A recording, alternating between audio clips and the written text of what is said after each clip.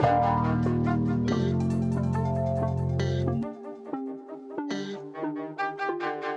the Sleepers Podcast, and we are here on a new week, Monday, November 13th. We're recording this Sunday night, though, which means Carter Elliott is in his Honolulu blue, and he's looking and feeling like a winner. Victory. I mean, 7-2, walked up in the Chargers crib, walked up in SoFi, saw a lot of blue, heard a lot of Let's Go Lions chants, and we won a shootout against Justin Herbert. That is something that you can feel good about. A lot of teams play shootouts with Justin Herbert and they lose. We can win different ways, Gregory, and we are winning different ways. And we're 7. We are fans of a football team that is 7-2. Like, think about that for a second. We are 7-2. 7-2 with a lot of winnable games left. Not to look too far ahead, but like I'm just really scoping out. Like we might have multiple home playoff games. Not to get ahead of myself. It's really exciting stuff. By the way, how would you like to respond to the allegations that this was a flu game for you today? I mean, it ain't an allegation. I'll let it be known straight up right now, everyone. I went to an Albian college wedding. First of all, congrats to Allison, Palm, and Joe on their marriage. The wedding was great, but it was an Albian wedding. And anybody who knows Albion or has been to Albion or knows anything about Albion, an Albion wedding goes exactly how you think it would go. And you know what? I'm not Albion Carter anymore. And I tried to get back in that bag, and that bag chewed me up and spit me out. And I'm not feeling the best right now, but it's okay. Tried to operate a crane? There are some allegations out there that I did try to operate a crane, yes. Yeah, by like allegations, do we mean like there is visual photo evidence that you sent me? Yeah. Uh-huh. Yeah, okay. It looked great. Yeah, shout out to Allison and Joe. Congratulations, guys. Great wedding. I would like to start the show by saying a quick thank you to both you and to our good friend Riley Davis. I did not join for the Riley Friday episode, but from the looks and the sounds of it, you couldn't really tell. It was a fantastic episode. I thought the two of you crushed it, and I had a fantastic time listening to that episode, by the way. Like, first time in a very long time I've like hit the treadmill and pressed play and not known what's coming from a Sleepers episode. It was a really refreshing feeling. And not to toot our own horn, but I can see why people like listening to you, Carter. Like you're a pretty good podcaster. It's nice. Hey, thanks, man. I appreciate that. Yeah, but y'all held it down for real. If anyone wondered where I was hosting After Dark the night before. And I also just like needed a breather day. Like I was texting Cart and Riley, both individual, of like, I'm not in a great headspace. Is there any way you guys would run this without me? And the two of them stepped up really well. So kudos to you. You guys crushed it.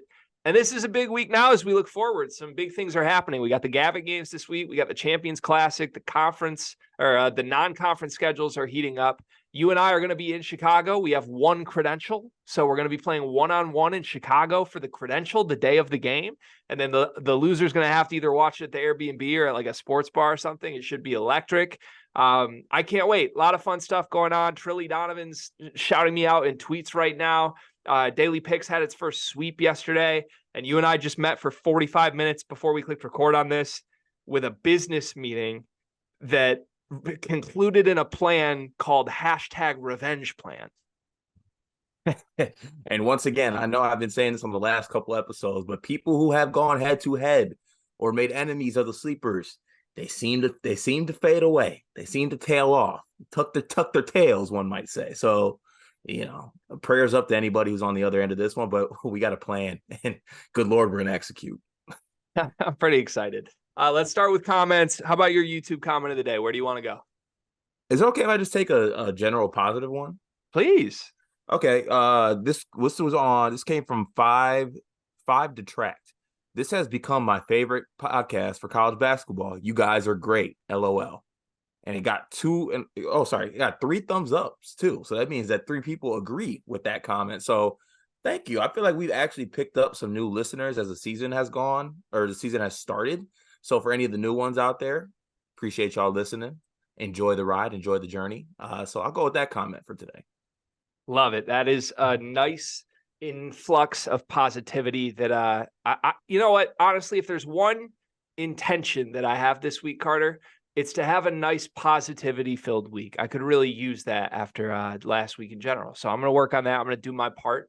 And I appreciate anybody who's listening and watching and leaves a comment like that, showing us some love. Trust me, it's greatly appreciated when it's mixed in with some of the not so happy stuff. Let's go to our Discord, by the way. Again, bunch of people keep joining the Discord. Not everybody keeps joining to pay for the Discord. You tried to do some recruiting. It sounds like you hit up some profiles and got exactly 0 returns from that. I got 0 returns. Not even like anybody just responding and being like, no, I'm good. Like nothing. Not a thumbs up, not a reaction. Absolutely nothing. Does that mean you're a bad recruiter? Is that what this is? You know, I'm more of an in-house guy. I'm like a self. Like once I get in your living room and I'm shaking grandma's hand, like you'll commit. But I'm not the best online. That's 100% true. Also, off the record, you meet this man in person within 10 minutes, you'll say you want him in your wedding party. That's what happened to me. So yeah, whatever. That's okay. I like to see new names in the Discord. I wish they would join and pay because support helps us in a lot of ways right now. I will give just everybody who cares a quick update. Last week was the best week as far as performance goes, numbers wise, in Sleepers media history. That goes for the YouTube channel and views, knocked it out of the park, nearly doubled the best we've ever done.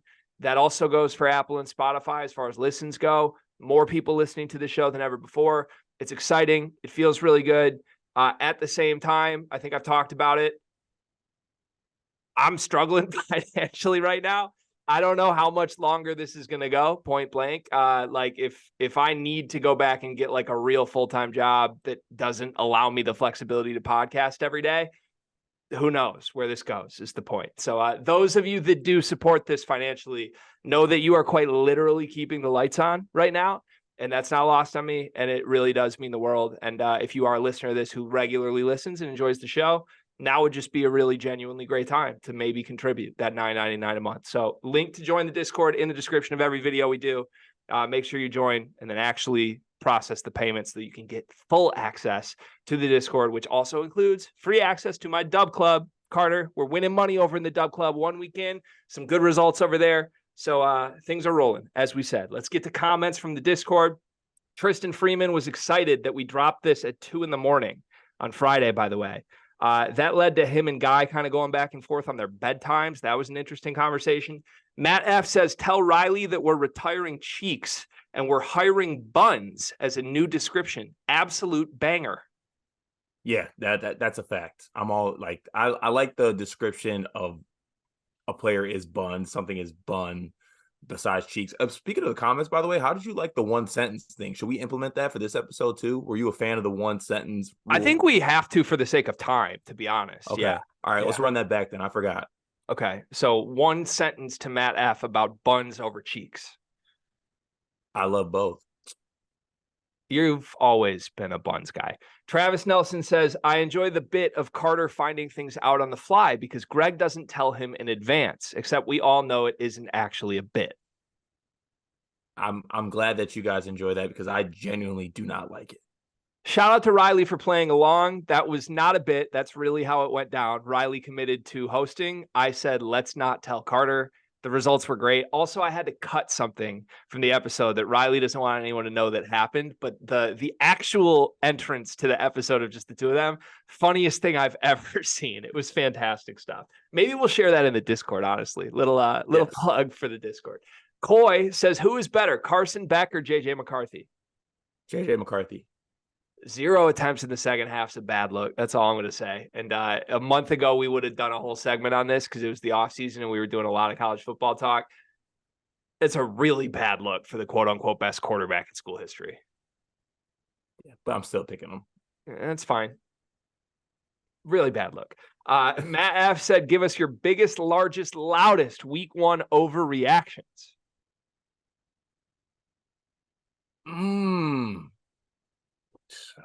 Michigan State's not as good as people thought them to be.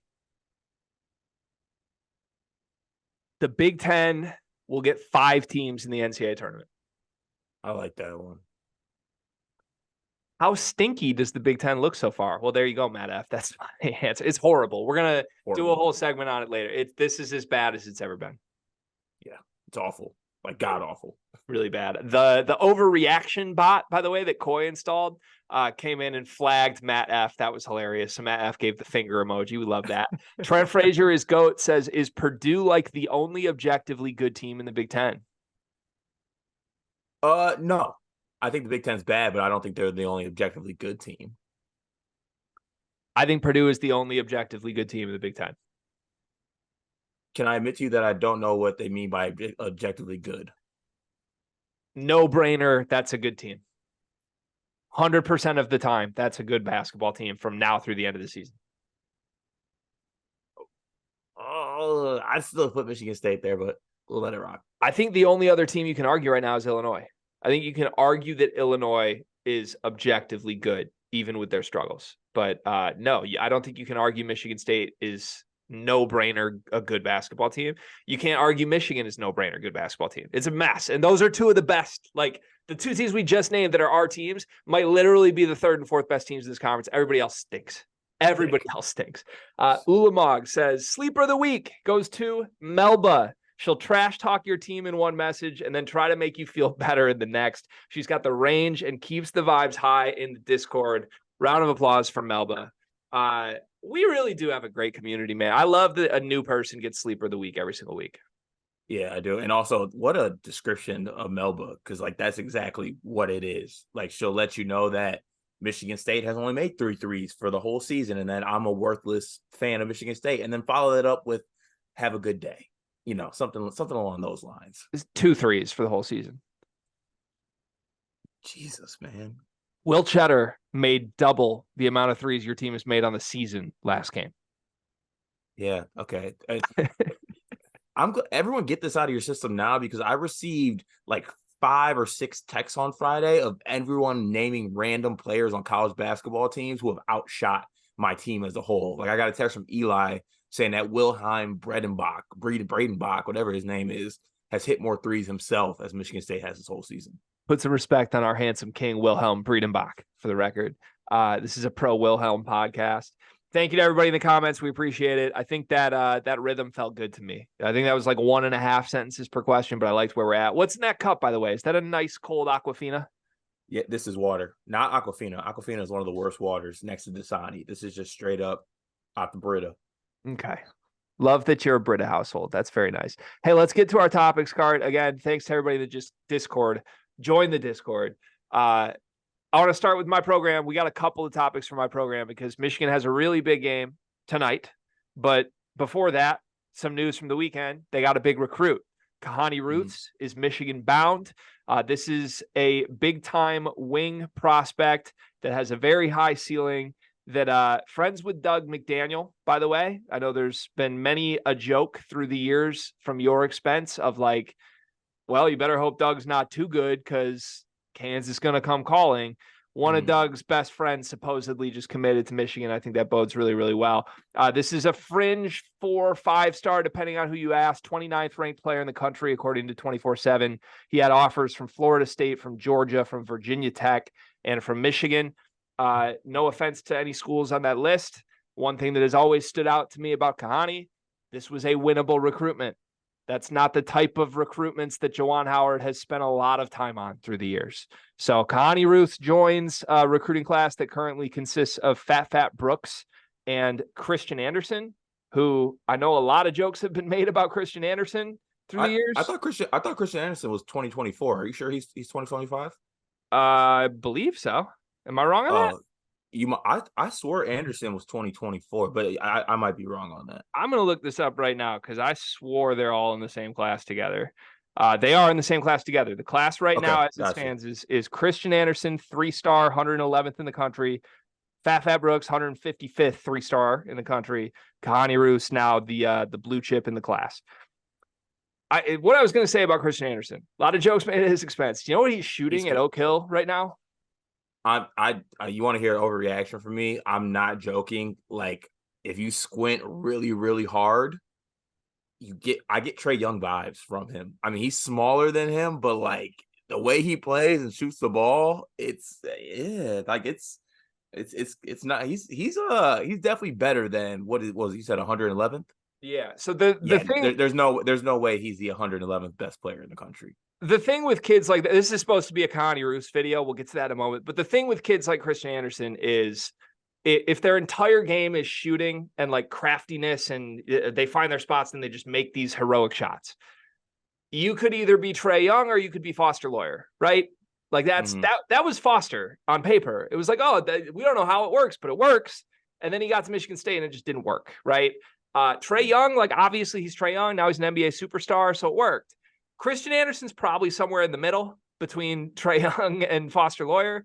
But yeah, like if you squint at Trae or you squint at Steph Curry, you see Trae. I think saying you squint at Trae, you see Christian is kind of a fair thing right now. And I am salivating at the concept of like, it's small, but Doug McDaniel, Christian Anderson on the same team with like Terrace Reed front court, Khani Rooths. Like that's a really fun basketball team. But we're here to talk about Khani himself, though. He's the blue chip in this class. You're our recruiting expert at Sleepers Media Enterprises. What do you like about Khani's game, or what do you dislike about Khani's game? So I'll start by saying this. Don't take this disrespectfully at all, because I truly mean this as a compliment. One of the good things that I have seen, and I haven't watched a lot of Khani, I'll be honest with you. I'm not going to act like I've been following him for a very long time. Once he committed to Michigan, or once it was rumored that he was, which I believe started last week, I kind of started to dive into some film of him. And I mean this in the most sincere way possible. Like he's solid, but like he's solid in the fact that he's just like good. He's good at everything. I really think. Like I'm not saying he's like he excels at one thing necessarily. I just think that he, plays and does a little bit of everything and plays the game extremely well and solid. And for him, I think the fit is great as well.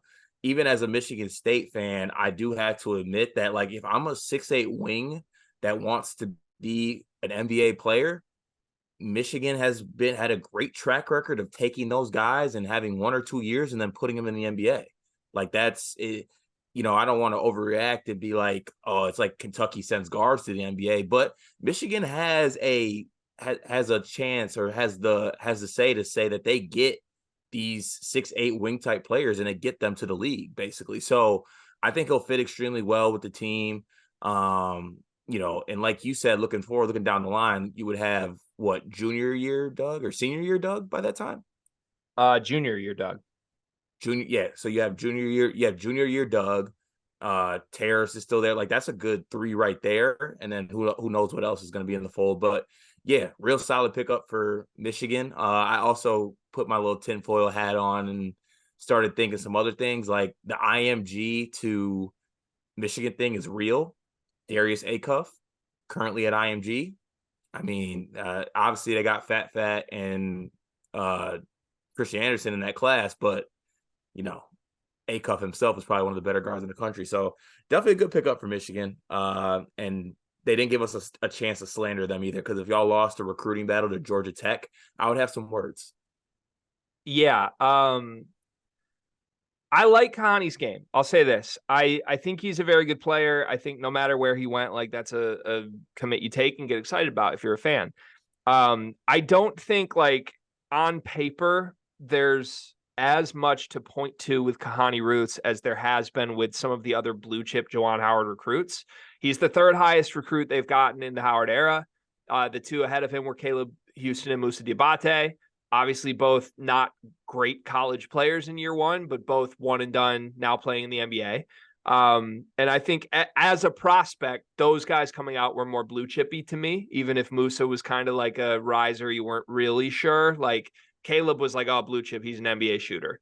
Moussa was like athletic freak. He's raw, but whoa, he can do a lot.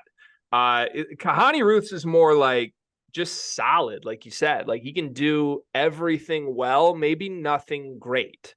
And I think like a player ranked between 20 and 30 that doesn't have an NBA skill right away, probably one of the more valuable recruits you can get, right? Because he might not be a one and done, not to play that game, but like he just might not be. I don't think he's going to be a guy that comes to Michigan and is the featured first option right away, even if Juwan's done a really good job featuring that position. So I do think he's an instant impact. Like I'd be surprised if he doesn't start on the wing in year 1 for Michigan. You look ahead, this is the more important part of this commitment to me. Jaaron Howard has had health issues, heart surgery is no joke. All offseason, There were a lot of jokes and a lot of questions that were very warranted thrown his way about how long is he going to be here. Mm-hmm. Suddenly, there's a core that's worth being here for, both from Jaaron Howard's standpoint, but also from Michigan basketball's standpoint of how do they view their head coach. Like if I'm Michigan administration, not saying they were ever like out on Jaaron, but now all of a sudden with Doug McDaniel, the way he started this season, and Terrace Reed and Nimari Burnett back, you add Khani Rooths, like this is a group that on paper should be really good a year from now. And there's a lot of promise and a lot of reason to believe like, Michigan's problems were a 1.5 year blip. That wasn't who Jaaron Howard is. And I think that really, really matters because on the whole, in a small sample size of his short career at Michigan, on the whole, he's been an elite recruiter. He's had good basketball teams, even with last year's team being a huge disappointment. So to me, this is a commitment that is like, oh, Jaaron's still in this, because I was having my questions before Khani committed of like, the only guys he's signed are 3-star guards that no one's getting excited about. Like George Washington III was the only guy he got the class before this. And he only got him because Ohio State let him decommit. So now this is one like, oh, he went out and won a recruitment and there's some momentum back. And I think that really matters for the program.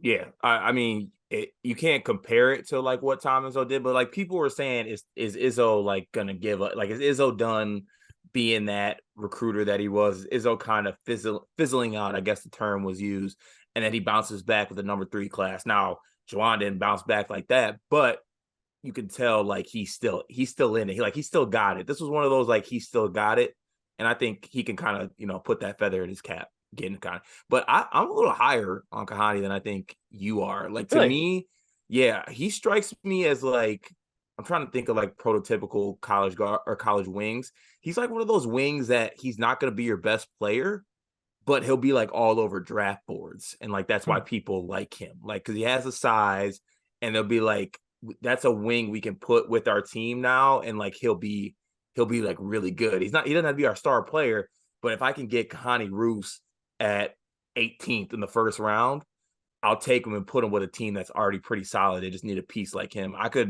could see him even not having like huge stats, being a one and done first round NBA draft pick, I think. Wow. Okay. Yeah. I would not be shocked if it happens. I would be surprised, but I like you saying that. And more importantly, it'll be really interesting whenever they reintegrate Jaaron to this year's team. It's going to be interesting for me to watch how they play, because through 2 games, small sample size, they are great in transition. And Jaaron has never wanted to run in transition when he's been at Michigan. I don't know if this is a Phil Martelli thing, if this is like Jaaron gave him his blessing and now here we are. Like, but Doug McDaniel looks excellent in transition, and he's got Kamala running the break with him, and Nimari, like everyone's just in the right spots, making the right plays, rim running and spotting up for threes. That's going to work to me. And I can see Khani fitting in so well with that, just getting out and running and catching and dunking. And I hope that happens, and I hope it doesn't change when Jaaron comes back. I don't think it will. I don't think it will. I think it's honestly, I think it's a lost Hunter thing. And now you're like, let's run. Like I got Nkamwa in the ring.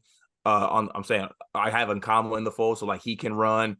You got Nimari in the fold. Like you got guys that can rim run now. Like Hunter was not a rim runner. Hunter was a get down the court. Honestly, credit to Jaaron. I wouldn't want to be a team that ran either with Hunter. I want to get in the half court and I want to get him the ball in the post and let him, run sets for him. So, I think it's going to be a thing that sticks around even when Jaaron comes back. But I guess it would be remains to be seen. Yeah, I want Kansas. Just anytime that name is mentioned, I just want it known all season long. I want Kansas. I want you. I'm not running from you. I want you. Final thing from me. Just in general, I've been waiting for the right time to say this. I think now is the appropriate time to say it. The largest mistake that anyone can make when talking about college basketball, and I think we make this mistake all the time, as do many others, is overreacting to one bad year. I think we have done a good job of saying this before. Great coaches have bad seasons. It happens sometimes. It doesn't always mean that the program is falling apart. And I think, truthfully, there is some weight to expectations that weigh good coaches down and weigh teams down. Like we're 2 games in, small sample size, don't overreact. But there's a chance we're seeing that with your program this year. Team ranked 4th in the country that maybe should have been more like 15, 20th, and it's hurting them right now mentally. Michigan, that was last year. Preseason, everything. They were just not that good, and it hung over their head for 2 months. Like, that's a thing that matters. And I think you need to be able to separate, like, why did one season suck versus, well, is Jaaron Howard out? There's no way anybody wants him here, which was all I heard all offseason. Or you and me doing this 2 years ago with Tom Izzo before he signed Xavier Booker of like, well, he's not going to be here. They need to hire Drew Valentine. Like, everyone take a deep breath. Great coaches have bad years. It happens. Yeah. And I'm not even calling Jaaron Howard a great coach, but like, bad seasons, while not okay, do not indicate that a coach is done and needs to be fired. Jaaron Howard right now, good example of that. And he's not even on the sideline, but he's built a bunch of momentum forward for now and beyond for a really good team. Wow, that's brave of you to say, Gregory, and I agree. Thank you. While it's easier for me to say that because my point guard is literally Marquise Noel. It's so fun. I can't wait. Moving on, speaking of my point guard, who is Marquise Noel, should I keep the musical at the end of that comp? Do you get what I'm going for with that? Like, I literally want to call him Marquise Noel the musical. This is going to sound kind of crazy, but like, isn't Doug is better than Marquise Noel? Like, isn't he? Or isn't he gonna be? Or he's gonna be better than Marquise Noel? I love you for saying that. To me, Marquise Noel was the best point guard in the country last year, like bar none. And I hope Doug gets there. I think, if I'm projecting what Doug is gonna be, he's gonna be a better player than Marquise Noel. I don't know if he's gonna have like a 20 assist game, but like overall, I think he'll be a better player. Would you be so kind as to just allow me about 20 seconds to chug my drink, to chug McDaniel, because you just said that Doug McDaniel will be better than Marquise Noel? Cheers to you, my friend. Yeah, enjoy. That dude's been so fun to watch, man. Can we talk about his clip? I literally think everybody is enjoying watching. Do you have 2? Yeah, damn, Skippy, I did, my friend. Wow. Listen. I want to preview Michigan St. John's. That's what we're here to do. But okay. The moment, though, we didn't record together since the moment. Doug McDaniel catches the ball on the wing. They're up like 12 against whoever the hell they were playing. I don't even remember. And Doug, it was like a transition break. Like, it wasn't a half court. He like stopped on a dime in a transition break, went like reverse between his leg with his right foot in front of him. And then instead of like backing and resetting, he just went in and out between the same legs 7 times and then shook his dude so hard to the baseline, hits the floater over 2 guys, gets hit before he lands. And then while the commentators are freaking out because this was literally like an and one mixtape move, the camera just zooms in on him backtracking. And he literally, you can see his words. He's staring through the guy who was guarding him soul. This was their backup point guard, mind you. Like, not a good player by any means. This poor kid was probably terrified. And Doug literally calls him by name, gets his attention. It's like, hey, you, you can't fuck with me, boy. Like, I've never been happier in my life. I'm sorry, this is a family program, but I know you watched that and you were like, shit. I watched that and then realized what my team's current point guard has been doing to start the season, and it pained me even more. I just, like, no matter what, even if they're bad, I said this before the season, but even if Michigan's bad or good, if Doug's the heart of my team, I can live and die with him. I just can. Like, I'm willing to go to war watching that dude and have fun doing it. With that said, this is kind of the meme of the skeleton dude going in the doors. We always bring that up. Right now, I kind of feel like Michigan's taken some names. And if at the end of the season is my big shining golden goose of Hunter Dickinson in Kansas waiting for me, Rick Pitino is one of the first doors we got to open. Because Rick Pitino got me, okay? It was probably the biggest moment of my college basketball watching life. And Rick Pitino got me. Rick Pitino did it dirty, but Rick Pitino got me. And now here's Ricky P early in a season with a St. John's team that looked like shit in their exhibitions. Michigan going to play St. John's in Madison Square Garden in the Gavitt Games. This is basically a pick 'em. Michigan is a 1.5 point favorite. What's your read on this game? One, we're going to get a MSG Doug McDaniel moment. I think we're going to get it. I don't know what it's going to be. I'm not necessarily saying it's going to be good. Could be bad, but we're going to get some type of Doug McDaniel MSG moment. I think he's the type of player who relishes in like playing in Madison Square Garden. If there's certain players that do that, I mean, shit, you pointed out Marquise Noel as his comp. Noel was showing out when they played there in the tournament last year in New York. So, yeah, as much as the inner hate in me wants St. John's to win this basketball game, I don't think I can say truthfully that St. John's is the better basketball team than Michigan right now. I think Michigan is the better basketball team right now between them and St. John's. And I think that they should win this game. Now, granted, it's at MSG, so it's basically a home game for St. John's. That does factor in, but it's not a real home game. But I think Michigan is the better team, which is probably why they are favored, like you said. And they should win this basketball game. I'm interested to see, do you know if any of the St. John injuries are like still, like, didn't Dingle sit out? Or hasn't he been out? Dingle was out. I believe he came off the bench in St. John's first game. I would assume he starts this game, but that's me making an assumption that I just don't know. He played 20 minutes off the bench, had 13 points on 11 shots in game one. He did? Okay. All right. So they got guys kind of back health. I think like St. John's is getting back to full health.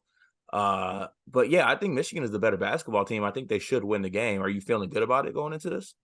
I'm feeling great about it. I can tell you right now, Michigan will be one of my premier plays on the betting stuff I do for tomorrow.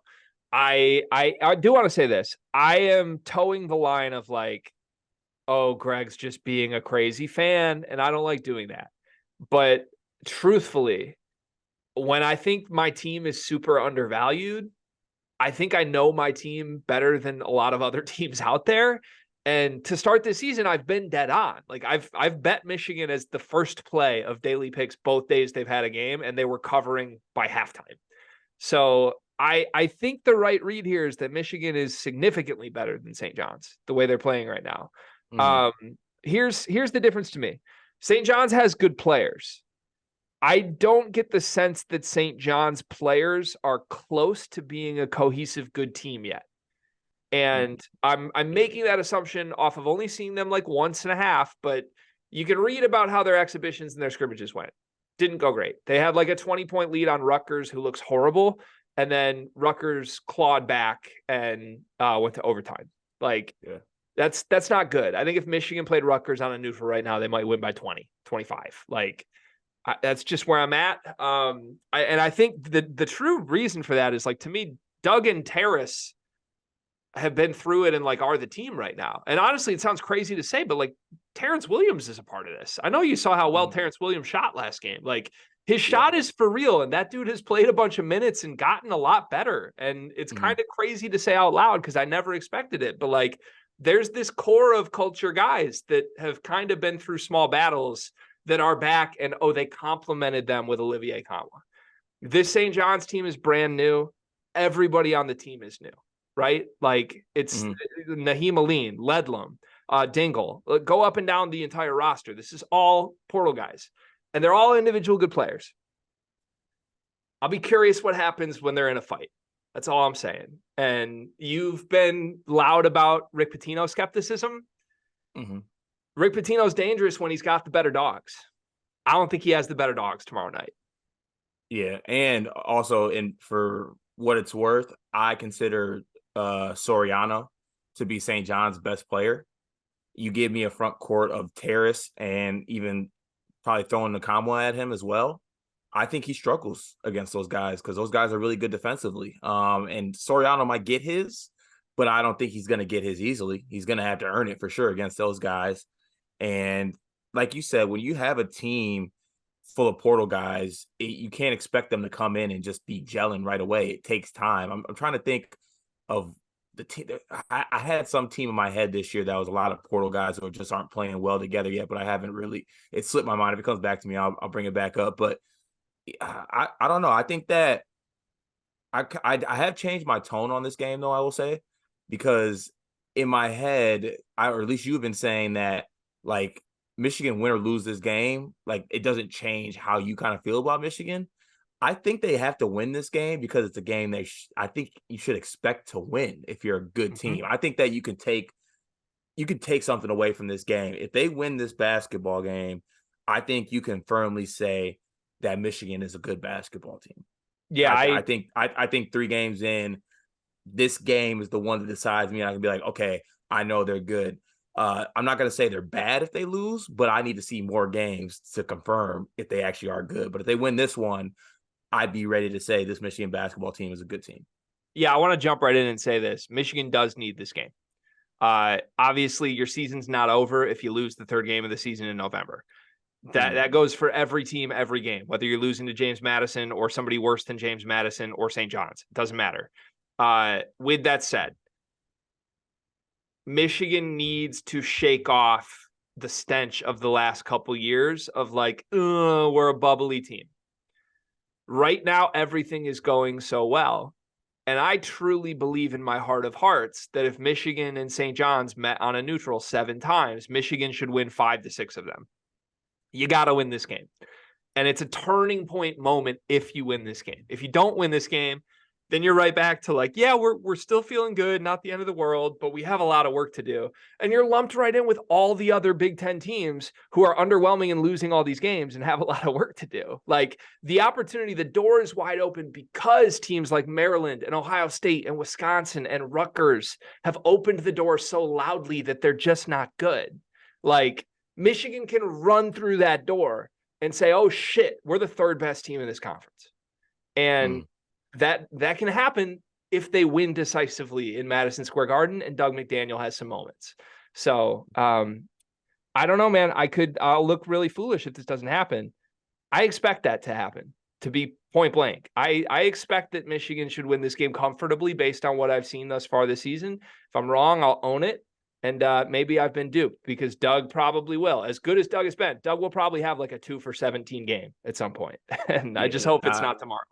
I was actually just going to say for my like prediction, I think Michigan does win the basketball game, but I don't think it'll be like the offensive onslaught that they've had the first couple of games. I think it'll be a little bit more subdued, like what we thought coming into the season. Like Michigan will have to win a game defensively. I think that this will be one of those games. You don't think Will Shetter is going to hit 4 threes? No, I'm sorry. That's not happening again. You don't think Will Shetter and Olivier Comway are going to combine to shoot 14 for 14 from the floor? No, I don't see that. It was fun while it happened. I'm not gonna lie. It was. Can I do a couple quick predictions? Quick ones? Yes, please. Just quick ones. You like that? Quick ones. Namari Burnett game. I want to say that. I think this is a Namari Burnett game. He was the only guy that didn't get going last game from Michigan's core starting group. He looked great in game 1. His shots looked really good every time I've seen it. Again, in the secret scrimmage stuff, he was leading the team in minutes and shot attempts. I think this is a game where he just plays really well and is really solid and kind of has his moment as a key member of this team. 2, this is the one thing I'll say I'm truly skeptical of with Michigan. I don't trust their defense right now, which is weird because on paper they should be a great defensive team, and they've had great moments every game of like, wow, how do you score on this front court? Or like, wow, Doug will get in your shit. They're also pretty complacent. Part of that's that they've gotten up 20 really quickly in both of these games, but like they will take possessions off and they end up leaving guys open. And honestly, Conway and Reed kind of get beat on the boards more than they should for how good they are. So I think game script wise, I'm the opposite of you. I think this is a game Michigan offense keeps rolling, and we're like, wow, the offense is for real. But the defense lets St. John's hang around longer than I would, because this is the first team to me that Michigan's faced that has an offense that can hang. Like Dingle's good enough to go toe-to-toe with Doug when he's cooking and win a basketball game. So I think this will be back and forth. Maybe a close game at half with a high scoring element to it. Fun Madison Square Garden game. And then second half, Michigan pulls away. And you're like, oh, shit, they got that shit to them. That's what I think. Okay. I can see that. I know that people don't like the live reaction type things. And this isn't a live reaction to a game. And we're going to talk more about this in an episode, I think, coming up this week. But I just want to see your face when I tell you that the opening line for the Champions Classic just came out. And Duke is favored by 2.5 points. Mm. Mm. They are really putting me to the test with my Michigan State pick, aren't they? I thought I was going to get like plus 7.5. No. Now I want to put everything I have on Duke minus 2.5. Yeah, I'll save it for when we do the preview tomorrow. Okay. But Okay. the teaser.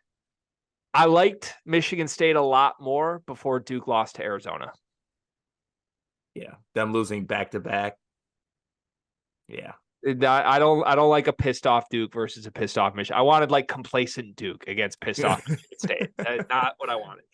Hey, let's go to the Gavitt Games. Like you just alluded to, the Champions Classic is this week, but more important to our circle of the world is the Gavitt Games. That's Big East. That's Big Ten. Should I say Little 10, Schmedium 10? I don't know. We don't even look like we could fit a Schmedium right now. So stinky 10.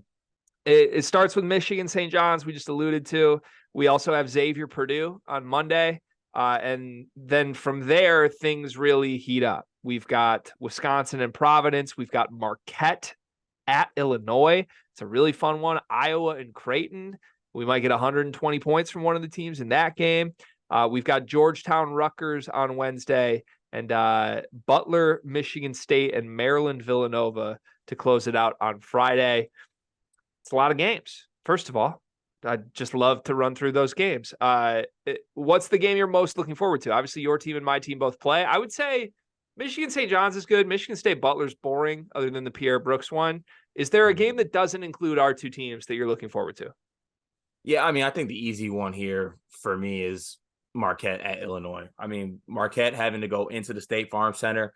Not sure what the status is on Tyler Kolek. I know he got hurt at the end of the last game, but I think that's going to be that's a massive opportunity as well. We just talked about how that game with Michigan, if they win, it proves they're a good team.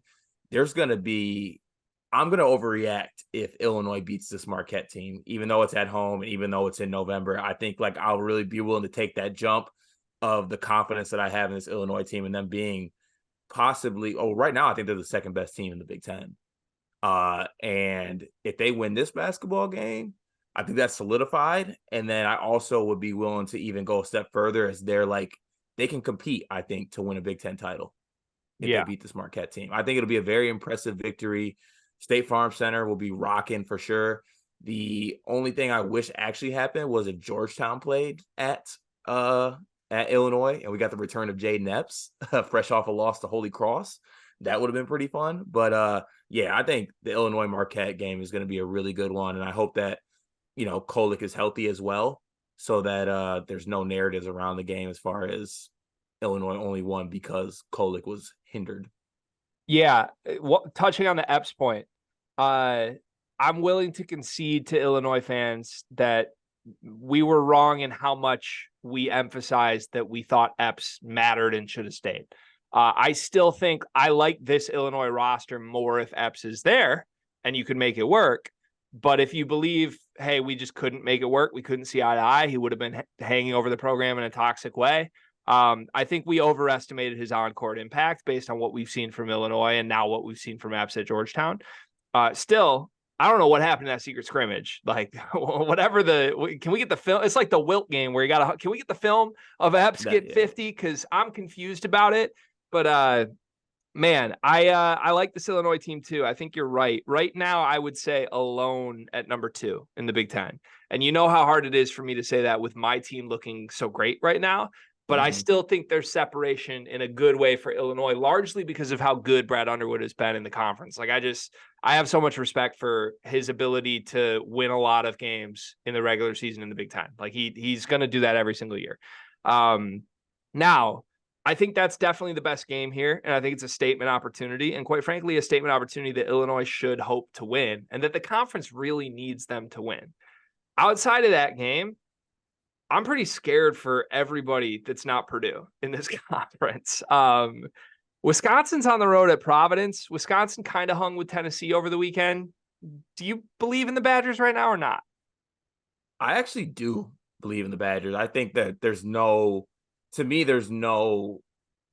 don't know, bad blood or whatever term you want to use that they lost at home to Tennessee, because Dalton Connect is a monster and that Tennessee team is really good. Like, they're for real in my eyes. So I don't think it's really necessarily anything to hang their head about. I also think they need a Siegen back at full health before I like really, really make a judgment on this Wisconsin team.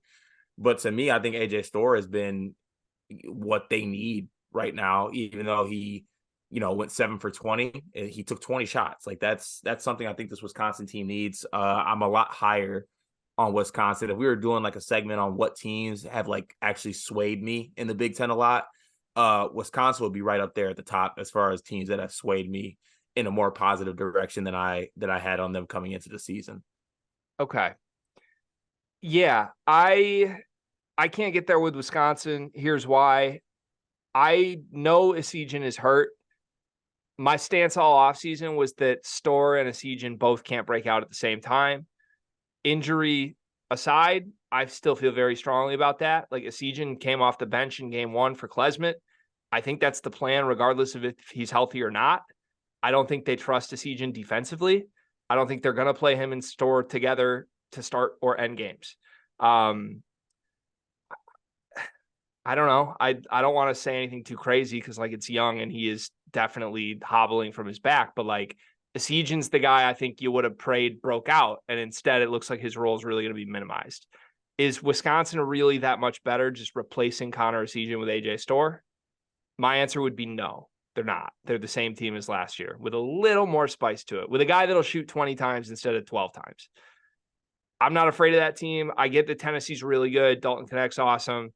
That game was not ever in question for 1 second in my mind. I watched it from start to finish. Tennessee it got tied in the second half. The end of the first half. Tennessee jumped on them early.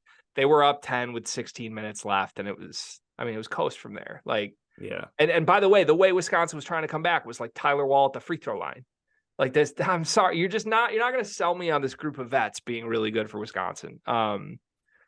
So I don't know. Like, that's an interesting one because I think Wisconsin's a better team than Providence. But are you really going on the road to Providence and getting a win? Like, right now, I don't trust any Big Ten team on the road anywhere. Like, we're talking up like Iowa Creighton offensively, but like Iowa might get 160 hung on them in this game. I think Creighton wins that game by like 20, by the way. Yeah, I'm scared for everybody involved in a lot of ways. Like, I guess, can we do the full-blown prediction? How many games do you think the Big Ten gets in the Gavitt Games? You have a list of all, like, you want to go, let's go one by one and pick the winners. Okay, I'm trying to find a concise way to. Okay, Xavier, Purdue. Oh, Purdue. Michigan, St. John's. Michigan. So 2-0 Big Ten at the end of Monday is where you and I are at. Wisconsin, Providence. Marquette, Illinois. I think Illinois gets them at home. I'm going to go Marquette. I'm worried about Illinois given the way their first halves went the last 2 games. Okay. Kolek is a little banged up, though. And what's the last thing that happened when we saw a banged up Kolek against a Big Ten team? He hyped up a fan base and got them excited. You know what? I just changed my mind. I'm going to Illinois. I forgot Kolek's banged up and what banged up Kolek looks like. I'll take Illinois. That's 3-1 Big Ten. Iowa, Creighton. Georgetown, Rutgers. Is that at Georgetown or at Rutgers? At Rutgers. Rutgers. I can't imagine the Big Ten actually winning this. That means they got to lose one of these. So I'm going Georgetown. I don't think Rutgers is good at all. Yeah, I don't think Georgetown's good at all either, though. Derek Simpson, Jaden Epps. Who decides the game? If it just comes down to that, you side with Simpson? I'd probably side with Epps. I'm siding with Epps. I'm taking Georgetown. Right. 3-3 in my book, 4-2 in Carter's book. Maryland, Villanova. At Villanova. God, I hate that Maryland's been so stinky, man. I want to pick. It's Villanova. Stop it. You're about to pick the Big Ten to win 6-2 in this after talking how bad the Big Ten is. My apologies. Well, also, where's UConn? Why is UConn not in this event, man? Yeah, Are they wait, ducking? Is Cam Spencer ducking? that's wild. Wait, how are they not? I don't know. I don't like it. Villanova beats Maryland, and then Butler, Michigan State. Pierre Brooks revenge game. I don't care what happens in the game. I cannot have Pierre Brooks have a good game. Michigan State's going to win, but if I could take over under 11.5 for Pierre Brooks, I would hammer the over. Okay. I also want to know, I don't care if he went for 40. We saw what that man looked like. He got minutes. They gave him a chance, and he was clanky and he was chunky. I think you guys could really use a chunky shooter on this team, like really badly, really horribly badly. He could not shoot last year, man. He was so bad. He was clanking. Yeah, he didn't make shots. I don't like when shooters don't make shots. He is a shooter. He's going to be great at Butler. I think that's a good find your level for Pierre. I think it'll work. Okay, so you have 5-3 Big Ten, maybe 6-2 if you have Maryland beating Villanova. Yeah. I have 4-4, and I feel horrible about that. I don't know how the Big Ten's tying. We're wrong somewhere. Like Marquette's going to beat Illinois. I think that's probably the one we're wrong about, right? Because the Big East is going to win this event. You think for sure? Yeah, the Big Ten's horrendous.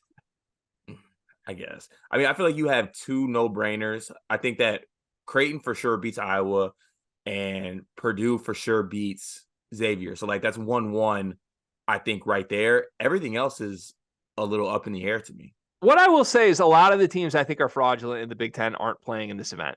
Ohio State is not in this event. Indiana is not in this event.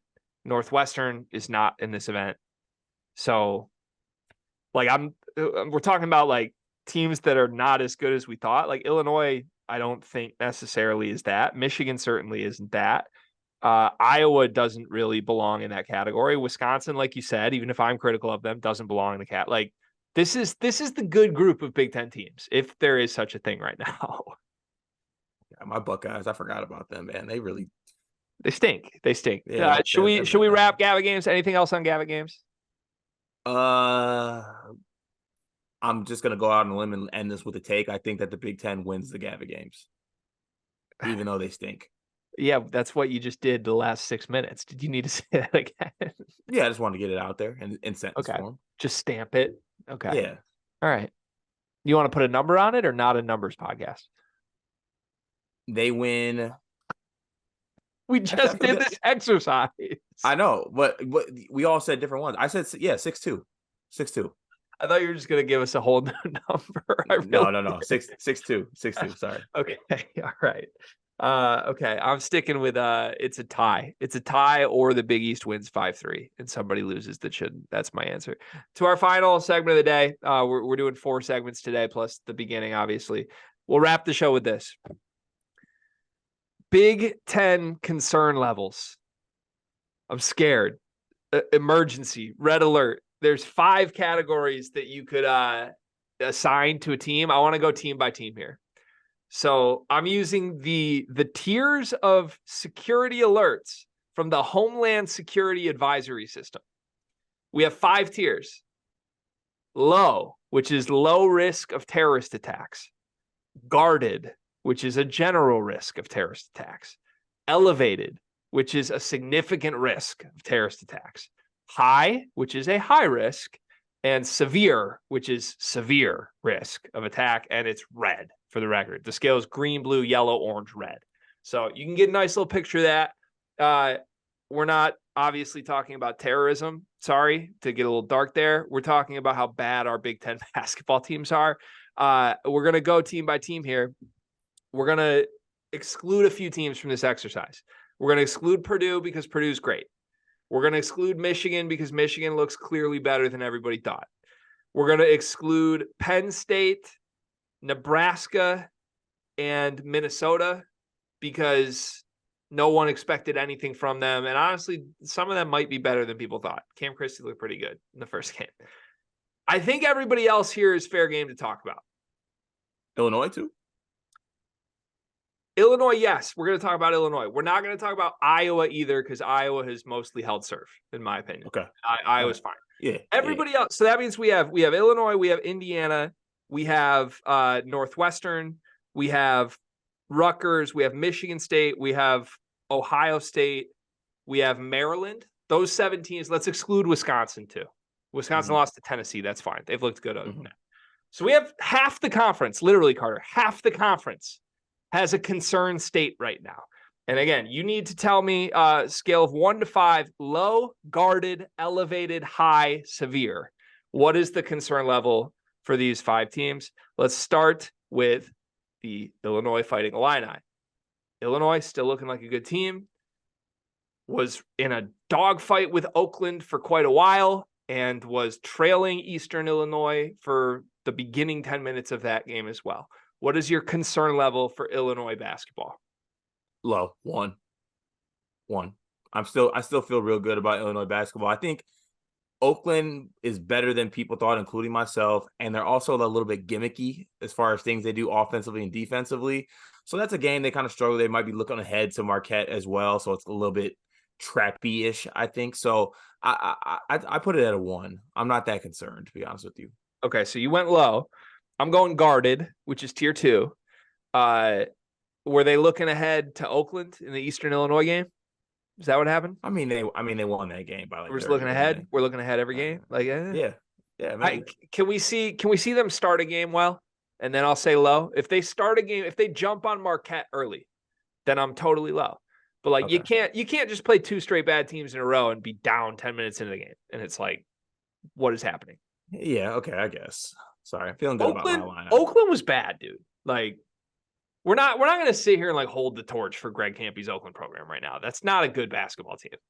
I feel like they're making me do so. Like, I feel like I got to give them the respect. It's not a good basketball team. The story of both the Illinois and Ohio State game was Illinois and Ohio State being bad. It was not Oakland being on this exercise that we're doing right now. It was bad. But yeah, they're going to be fine. Illinois is going to be good. They're my clean-cut, decisive vote for the second best team in this conference right now and later.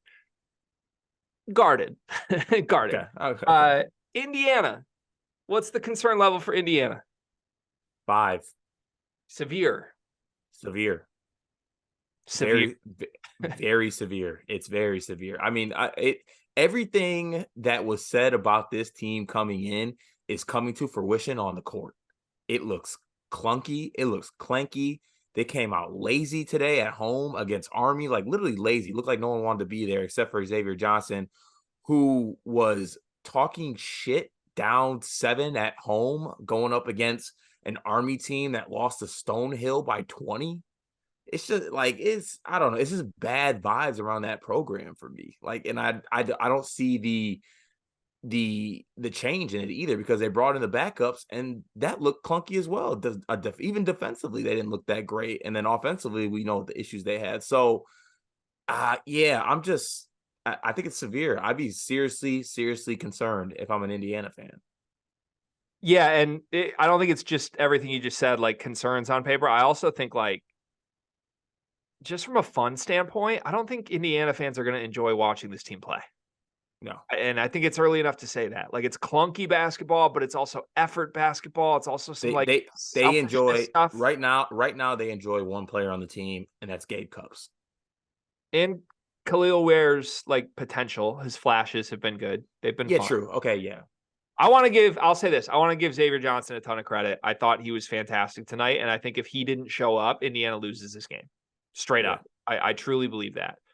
With that said, also thought he was going to like come down with a serious injury at some point. He fell, and people were literally like, Indiana's season is over, because they're so thin in the backcourt when that happens. Thank God he came back onto the court very quickly after that. But there's just a lot of risk involved with this Indiana team in every way, based on what Mike Woodson did this offseason. And this may go down, not the victory lap 2 games in, this may go down as my best prediction ever. That's fair, right? Like, that's on the table here. If this Indiana team is just absolutely horrible, that's like a Mount Rushmore prediction for me. Oh, 100%. That actually might challenge for one over Hunter. Hunter was pretty good. Hunter was pretty good. Okay. Yeah, we'll see. What if Michigan State loses 13 games this year? Does that count? If that happens, then we might have to just stop the pod automatically, because then if that case, you speaking things, this giving you a platform to make those things happen, I can stop that by stopping this. There was I did have my second body language PhD moment of the year tonight. I got the nice little clip of Mike Woodson benched all the starters down 8 to Army in this game. Army, who by the way is one of the worst teams in the country. I think it was Yes. Kai from 3-Man Weave called it out correctly. Like, this is one of the 10 worst teams in the country. And killing them like on the offensive boards, just busting their ass, for lack of a better word.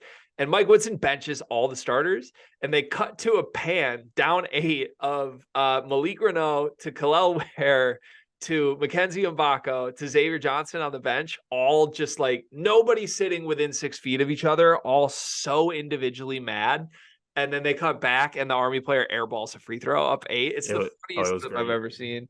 Body language PhD is back because it's not good. It's severe for Indiana. Moving down in this list to the next team that we are concerned about. We'll be quick on this one. Northwestern. They lost Audige. We were questioning how important Audige would be. They are somehow 2-0 right now, but that Dayton game without Malachi Smith was dangerously close. Honestly, I still will give this like a 2. I'm not like that concerned because it's Northwestern. Like, what do we really expect? Like, if we get Boo and then anything else, like, just enjoy watching Boo Booey for another season, Northwestern fans. Enjoy watching your point guard play basketball. Not every fan base enjoys their point guard playing basketball. So just enjoy the fact that you have a really good one and just vibe. Just vibe out. So you're saying this would be like vacationing in Charleston, South Carolina during hurricane season? Like, you got to know what to expect. Yeah, just go with it. Yeah, I once booked a vacation in Charleston, South Carolina during hurricane season, by the way. Safe to say we did not go, and we did not get our deposit back. I remember that. Yeah, it was brutal. It was really brutal times. Also, the couple we were supposed to go with on that trip is now having their own hurricane of sorts, or had their own hurricane of sorts. So you could say, like, wasn't good vibes of that trip. Kind of glad it didn't happen. Can you use the words for this exercise, by the way? Low, guarded, elevated, high, severe. Can you use the words? Yeah, I'm trying. You mentioned this is a flu game. I don't think you understand. I can feel like tears forming in my eyes, but like not on the eyeball part, like beneath the surface. Okay. I'm gonna give Northwestern elevated. You gave them guarded. I'm gonna give them elevated, which is tier 3, because I think the realization is quickly setting in that they're still Northwestern and that Boo can only do so much. Last year was kind of year of destiny and all things clicked, and I think they're like that Dayton loss would have been so bad if they lost that game. Yeah. Credit to them for not, but it's scary they're even in that position. Down the list to Rutgers. What is the concern level for Rutgers? Severe. Highest you can go? The highest you can go. They look bad. They look bad, and it hurts me to say it. They look bad, straight up. Yeah, they look really bad. Makes us sad because I think we were pretty excited about this Rutgers team. I think one of the louder misses we might have had this offseason based on early returns is Derek Simpson. Not looking the part at all. I don't know how much to blame him versus to blame Steve Peichel offenses. I don't know. I just don't know. I honestly think it's on him. He's only playing 19 minutes a game, which is crazy. Gavin Griffiths looks legit. He leads this team in scoring, 14.5 right now. He's shooting 33% from 3, 58% from the floor. So there's something there from the goggled Griffiths. But I'll go one tier below you. I'm gonna go high, not severe. Close to severe. One more loss away from severe. Next up, your own Michigan State Spartans.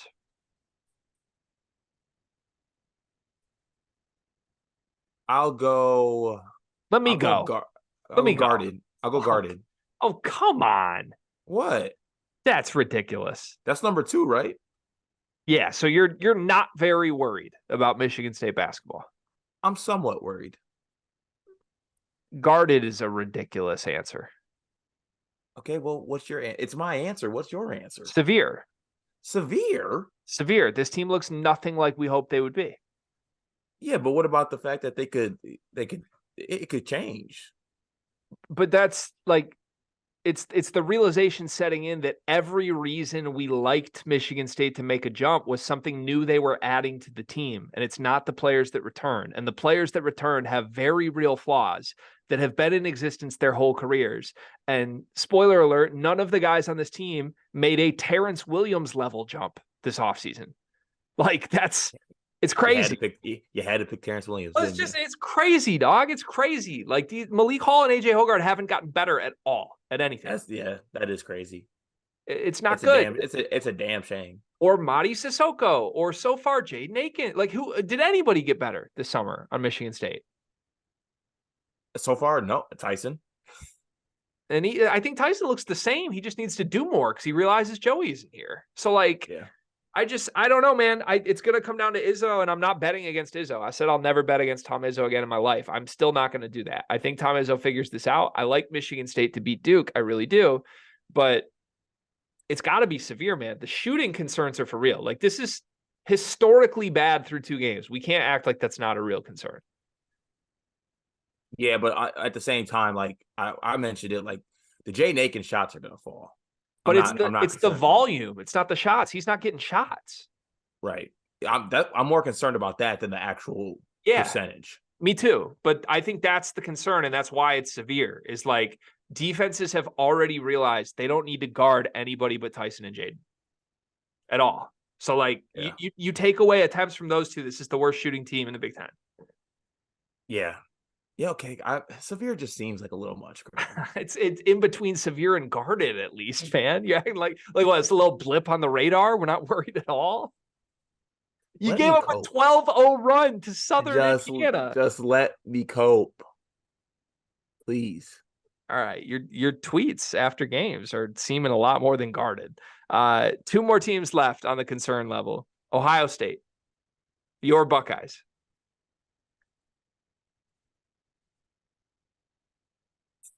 Elevated.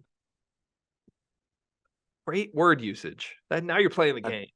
Yeah, I think I go to elevated. I'm disappointed, but at the same time, I don't know. Even in these losses, are you still like saying to yourself, there isn't something there with this Ohio State team? Yeah.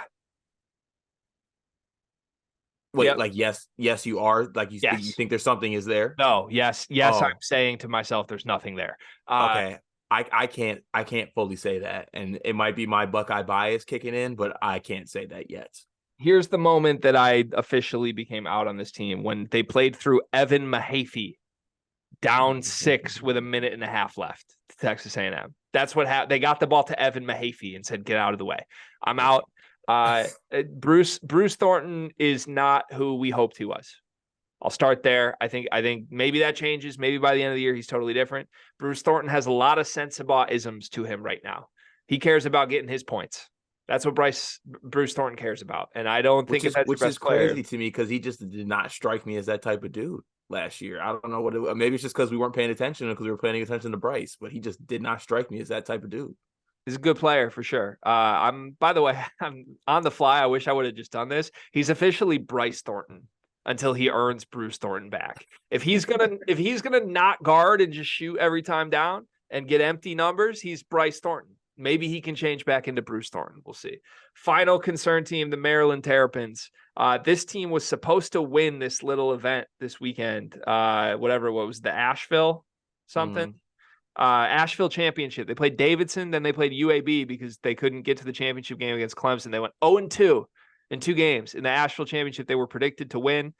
What is your concern level for the Terps? I think I go elevated on the Terps. But in my head, this is the path that I see for the Terps. They are playing the way they are right now. Honestly, they're having a little bit of a Michigan State like vets young guys thing kind of going on. Like I think Dante Scott hasn't been good. Like a lot of what I said about Maryland being good was Dante Scott finally stopping the decline that has happened literally every single year that he's been at Maryland. That seems to be continuing. But at the same time, I see like Deshaun Harris-Smith having that like Malachi Branham turn the corner moment. It's just like, when does that happen? As far as like him just finally taking that jump and being the player that everybody thinks he is. I think it's going to come It's just like, is it going to come soon, or is it just going to come like by Big Ten play? So I think I'll go elevated with the Terps. I'm going to stick elevated as well. We agree to end this exercise. This is one tier lower. I don't remember if I said it. One tier lower than I would have had Ohio State. I'm more concerned about Ohio State than I am Maryland.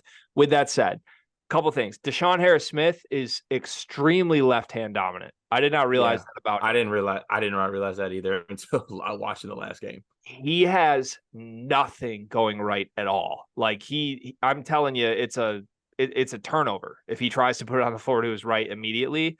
That can't bode well, like, at all. And I don't think that's something he adds mid-season either. Like, if he doesn't have that till now, that's kind of just going to be who he is. I think that's going to limit what he can do, to be honest. They went to him, the final possession. They were down 3 tonight. They went to him instead of Jameer Young. And part of that was the way UAB guarded it. Like, Jameer made the unselfish play, kicked up, and then it was just kind of like Deshaun's going to shoot a step-back 3, and if he hits it, we win. He airballed. I don't think he's as good as I hoped he would be right away. I still think he can click, but man, the thing with Maryland that applies to almost every team we just talked about to me is that the core of their team is vets from teams that haven't been that good. We're really looking at Julian Reese and Dante Scott, and you're telling me that's a great front court? At what point in their careers have they ever been a great front court? And you can apply that to Wisconsin's whole team. You can apply that to Ohio State's whole team. You can apply that to Michigan State's whole team. All these teams everybody told me was going to take a jump have been bad teams their whole careers, and all the players are back. And now they're good teams? Why? Why are they good teams? They're not good teams. No, none of these teams are good teams. They're the guys we've seen for 3 years.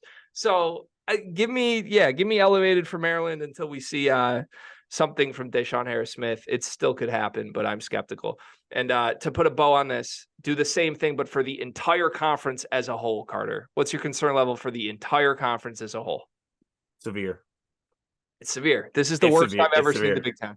Yeah, this is bad. After talking about, especially coming into the season, everyone's like, oh, Big Ten's going to be so good this year. Like, bounce back year for the Big Ten. This is the worst I've seen it in a long, long time. There's a long ways to go, and it can change. But right now, it is not pretty for the Big Ten. We are not doing ourselves any favors as fans or as anything as a conference right now. In hindsight, we should have known when Inside the Hall and Hoops had Zed Key 9th in the conference. That's the moment we should have. That was the Roman Empire for us. We should have known. Yeah. Also, I'm hitting the fan portal. I just want that known right now. I've officially put my name in. I'm considering staying, but my name's in the portal, and the early leader so far is the Pac-12 before the season ends. So. In the Pac-12 in its last season. Yeah, that feels right for me. Just a one and done type thing, like grad transfer type year. Pull my Caleb Love and see what happens. Get some petty IGs thrown out as well. Everything looks good. One big thing presented by Bigby. Wrap the show for us. What do you got tonight? My one big thing is playing your game and knowing yourself. I didn't play my game last night, and I'm paying for it right now. So whether it's doing whatever you're doing in life, just make sure to stay within yourself and play your game. It's not always great to go out there and do something that you can't do. I am going to take that advice to heart when we play one-on-one in Chicago for the credential this week. I'm not going to try anything I'm incapable of. I want to give you credit because that was a Jordan-esque flu game, by the way. When you told me the state you were in, I was a little worried what it would look like on camera. I thought you were fantastic tonight. So cheers. Kudos to you. I want to drink to you for just a second. My one big thing is this. If you're someone that says that a certain type of water is better than a different type of water, never talk to me again. What do you mean? Water's water. Okay. This is just fitting for you. Water's water. We're not doing like, oh, this water tastes so much better than this one. It's water. Water. You don't have a water. You walk into a gas station. You don't have a water preference? Everyone has a preference, but my preference is more on the shape of the bottle or the color of the wrapping than it is like, ooh, this tastes. It's water. It's all water. Come on now, bro. No, what is actually we just paused the shape of the bottle. I don't like the infliction, the inflection on that. I didn't like it, so I don't know. It came to me. I'm sorry, my brain's not in the right place right now. But we're not gonna go off on a tangent about this. But there is 100% like better taste. Like I'm not drinking Dasani. Water is water. I will die of thirst before I drink Dasani or Aquafina. Yeah, that's just high maintenance. That's all. That's just normal. No, that's just normal. No, it's high maintenance. Just drink water because water is water, and water tastes like water. Does water out the sink and water out the Brita taste the same? No, because there's a filter that takes things out of the water. I Bottled want better water for you. is water. Okay. I want better for you. That's the show. We'll see you on Tuesday. Have a great night, everybody.